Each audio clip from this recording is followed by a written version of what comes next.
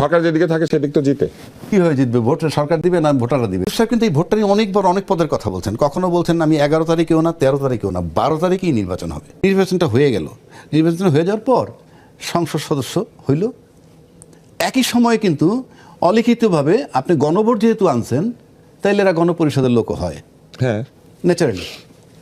এখন গণপরিষদের লোক যদি হয় আর সংসদ নির্বাচন যদি হয়ে গেল, তাহলে ও কিভাবে নেবেন?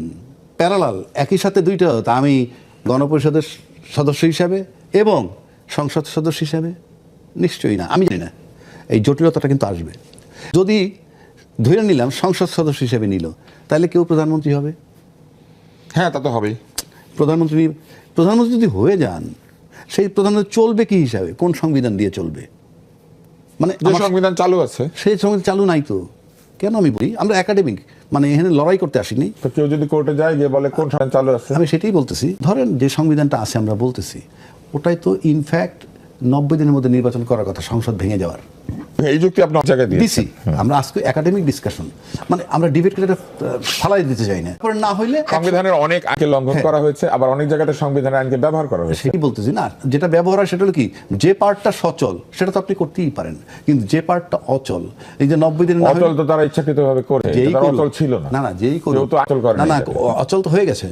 অচল যখন হয়ে গেছে, তখন আমার কাছে ব্যক্তিগতভাবে যেটা মনে হয়, এইটা একটা জটিলতা হবে। সুতরাং আমি মনে করি যদি যেই নির্বাচিত হোক, স্পিকারও তো নাই, শপথ কে নেওয়া হবে? এটা আবার আইন উপদেষ্টা বলেছে, সেটা আবার সেটেল হচ্ছে এবং ওটা করা যায়, সেটা প্রধান নির্বাচন কমিশনার। অত কিছু বাঁচলে তো ওইটাও হবে না। তো আমার কাছে যেটা ব্যক্তিগতভাবে মনে হয়, যে যদি আমরা এটাকে টিকাইতে চাই, নির্বাচনটাকে সুন্দরভাবে, তাইলে 180 দিনের চিন্তা না করে খুব দ্রুত গণপরিষদের সদস্য হিসেবে বা সংবিধান সংস্কার পরিষদের হিসাবে কইরা, আমার কাছে মনে হয় ওটাকে করে তারপরে সংসদে ঢুকে গেলে হয়। তা নাহলে আপনি 180 দিন যে চলবে, এই 180 দিন তাহলে উচ্চকক্ষ থাকবে না, নিম্নকক্ষ থাকবে না, মানে বিষয়টা কেমন একটা জটিল।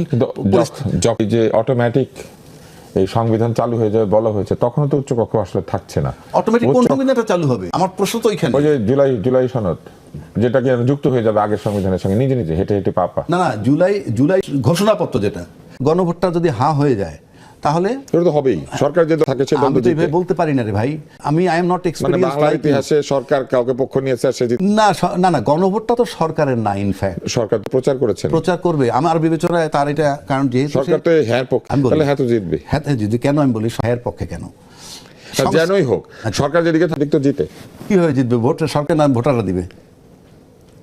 আপনার ধারণা এই সরকার শুধু দিতে বলেছে? আমি এটা বলছি না, কারণ আমার কাছে মনে হয় কি, এই সরকারকে আমরা শুরু থেকে দেখছি সে যে ভালো কোঅপারেশন পাইছে তুষারের বা রাজ্জাকির। আমি বলছি তুষার হইলো পলিটিশিয়ান, আমি হইলাম প্রশাসন। আমাদের দুইজনের সহযোগিতা উনি এই গত 17 মাস যাবত প্রপারলি পাইছে কিনা, উনি কি চাইছিল? আমার সন্দেহ। উনি কি চেয়েছেন? তা উনি চেয়েছেন কবে? আজকে নির্বাচনের দিন কিন্তু আমরা দেখছি প্রশাসন খুব ভালো কাজ করেছে, এবং প্রশাসন ভালো কাজ করেছে বলে বোধহয় নির্বাচনটাও, মানে ফলাফল যাই হোক নির্বাচনের, কিন্তু নির্বাচনে যেই 3 দিন আগে আমরা আলোচনা করছি, সকালে আপনার সাথে আমার আলোচনা হলো আরেক জায়গায়, 3 দিন আগে বলছি ভোট হবে তো। না, আমি কিন্তু ভোট হবে বলেছি না, ঠিক আছে, কিন্তু এই আশঙ্কাটা ছিল, এই প্রশ্ন তো করতো, কিন্তু সেখান থেকে আমরা উদ্ধার পাইছি। কিন্তু এই ভোটটা নিয়ে অনেকবার অনেক পদের কথা বলছেন। কখনো বলছেন আমি 11 তারিখেও না, 13 তারিখেও না, 12 তারিখেই নির্বাচন হবে।